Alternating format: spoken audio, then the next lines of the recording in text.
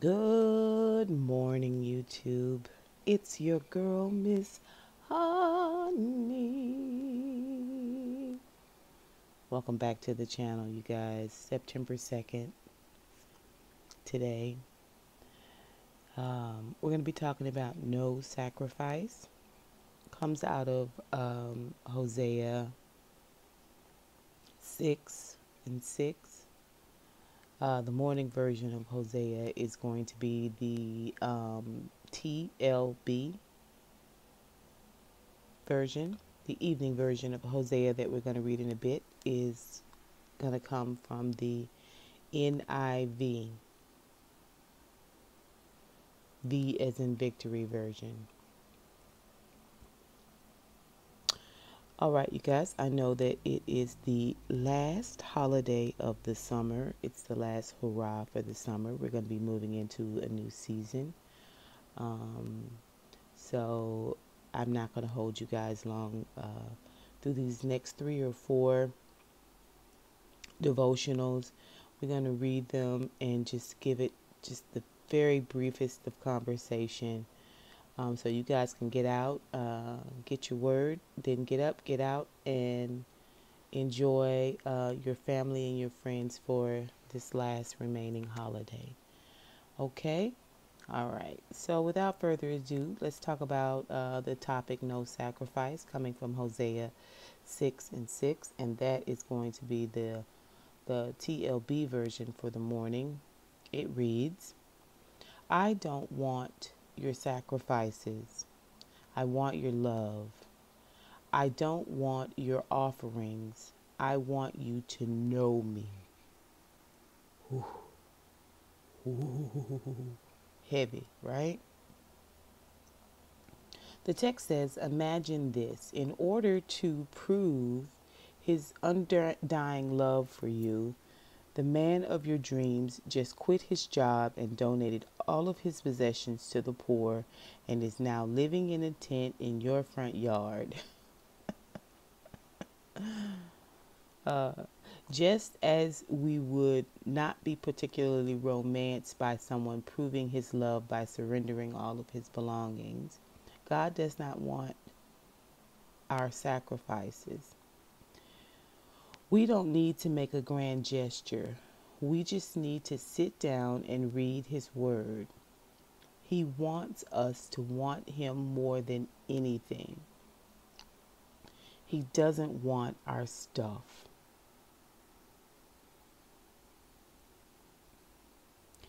He wants us to want him more than anything. He doesn't want our stuff. The prayer for this morning is, Lord, I want to be with you. Thank you that I don't have to prove my love in grand gestures. You are pleased with my desire to know you. Help me to know you more even today. The evening version of Hosea 6 and 6 is the NIV version, and it reads, I desire mercy, not sacrifice, and acknowledgement of God rather than burnt offerings. You may think that you haven't proven your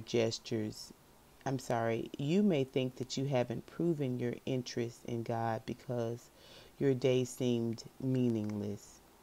You might not have done anything spiritual or particularly worthy of praise. Right now, however, you have chosen to sit down and think about the Lord. This is what he is after. Your heart, right here, right now. Be blessed as you sit with him for a while. The prayer for this evening is, God, I sometimes want to do more spiritual things, thinking that you might be more impressed with that. Thank you that I don't have to impress you. Let me rest tonight in assurance that all you want is my love.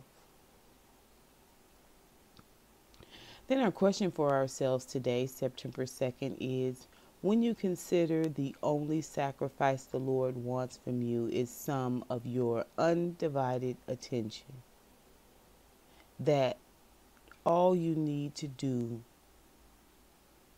that all you need to offer him is your interest. What happens in your heart? Share this with him tonight. I think when the question says what happens in your heart, like what comes up for you when you think about the only true sacrifice you need to make is your time, right? And your attention, your undivided attention. What feelings come up for you? Do you feel as though you'll be comforted, exposed? Do you feel like it's a waste of your time? Do you feel like it's awkward? You don't know what it is? Do you feel nervous about maybe sitting still, being quiet, and focusing on the goodness of God? These are questions you should ask yourself. What happens in your heart? Because a lot of times people don't eke out the time that they need to spend with God because they feel convicted, they feel exposed, maybe they feel like they'll be asked to do something they don't particularly want to do. I don't know. Or if it maybe it's just not that important to you. Like maybe it's all new to you and it's hard for you to kind of wrap your mind around spending time with God, whom you don't see per se, like in the flesh, or you can't ring him up on the phone, you know what I mean? It's not like calling your dad or your mom, and letting them talk for 5 minutes while you say and then get off, right? Everything we do with God is about intent. It's about being intentional. And so it is my prayer for you today that you become more intentional with your relationship with Christ, right? Become more sincere, all right? Become more focused, okay?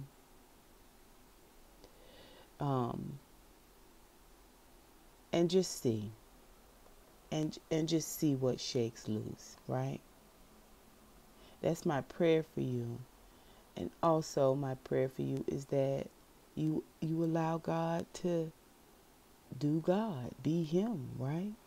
And just see, friend, what changes for you in your life, what breaks loose for you in your life, what strongholds you're able to overcome in your life, what obstacles, right? What holes you're able to dig yourself out of. Okay? All he wants from you is your time and your attention. That's it. That's it. One of the best ways we can do that is through gratitude.